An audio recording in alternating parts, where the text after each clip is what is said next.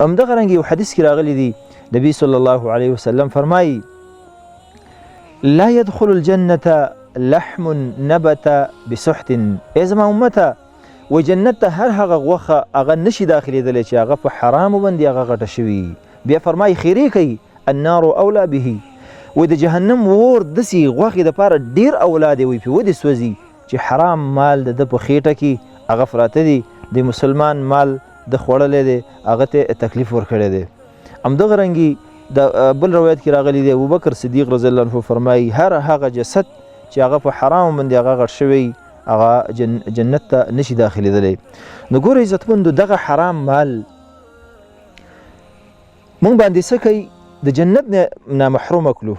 جنت په انسان باندې حرام که حرام په دنیا کې دا په آخرت کې ستا سزا شوه. په دنیا کې ستا دعاګانې الله نه قبلوي. همدغه رنګې د هغه په نسبت باندې هغه یو سافل انساني، یو ښکته انساني.